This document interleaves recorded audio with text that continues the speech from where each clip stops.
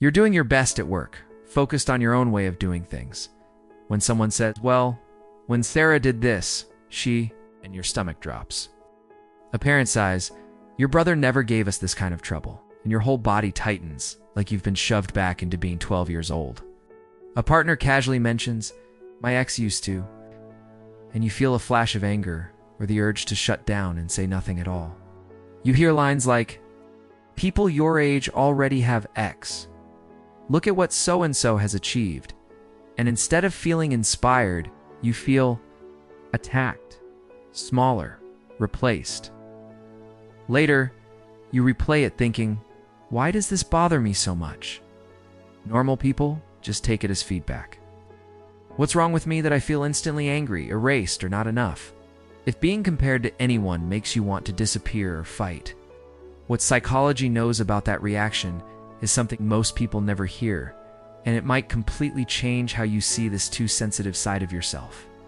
The worst part is how people respond when you react. Don't be so sensitive. It's just a comparison. Relax. I'm trying to motivate you. Maybe you've even been called insecure, jealous, or told life is full of comparisons. Grow up. After hearing that enough, their voices start to blend into your own. You catch yourself thinking, maybe I am just weak. Maybe I can't handle other people doing better. You feel guilty for how much you hate it, like you're failing some secret test of confidence. A tiny part of you worries, if I was really secure, wouldn't I be able to hear this without wanting to scream or shut down? Most people like you stop there and decide they're the problem, but that's only because hardly anyone ever explains what's actually getting poked when someone lines you up next to someone else.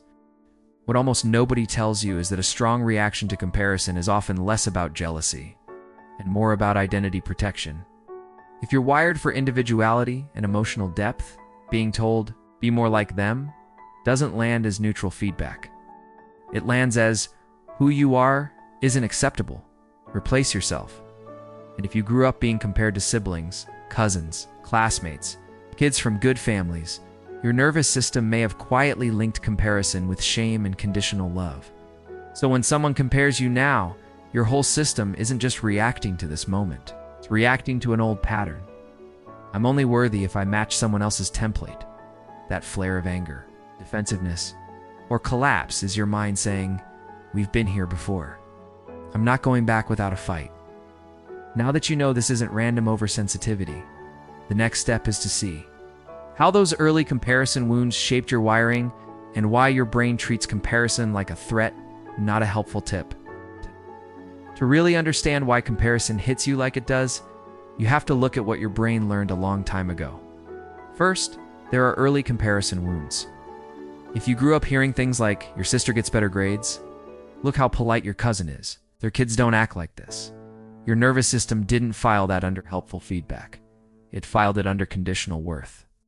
Love, praise, and safety felt tied to how well you matched someone else. Your young brain quietly absorbed the rule, who I am is measured against who they are. If I don't measure up, I lose value. So now, even a mild comparison can accidentally poke that old bruise. Second, there's identity and individuality. Some people don't mind being told you're just like your brother, or do it like Sarah. They draw their identity from similarity and belonging.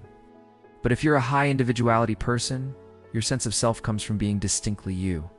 Comparison feels like someone walking into your studio and painting over your work with someone else's colors.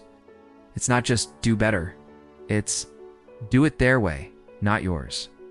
Your reaction is your mind trying to defend your edges. Third, there's your threat system. Comparison is always a little hierarchical. Better, worse, ahead, behind. The social part of your brain is wired to care about status and acceptance because historically that affected survival. If comparison was used against you, shaming you, humiliating you, making you the less than. Example, your threat system now hears comparison as danger. I'm being ranked. Might lose safety or love here. Most people only see the visible reaction, your shutdown, defensiveness, or hurt.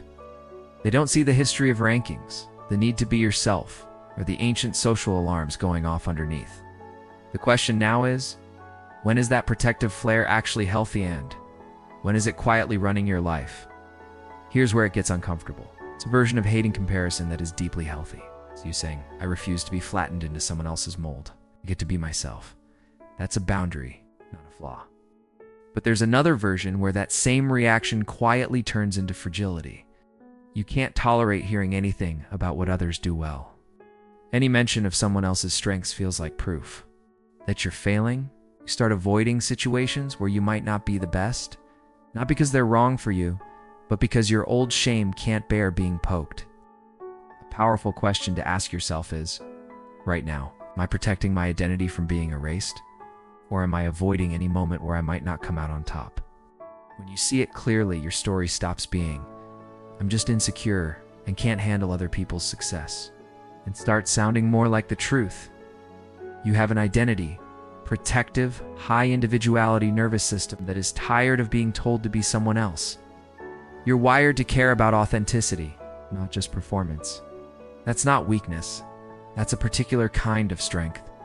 Working with that wiring doesn't mean forcing yourself to smile through every comparison. It means protecting your edges on purpose. When someone compares you, you can pause and ask, is there anything useful here for Emmy, or is this just their shortcut? If it's disrespectful, you're allowed to think no thanks, or even say, please don't compare me to them. I'm not them. If there is something you want to learn, you can take the information without swallowing the shame.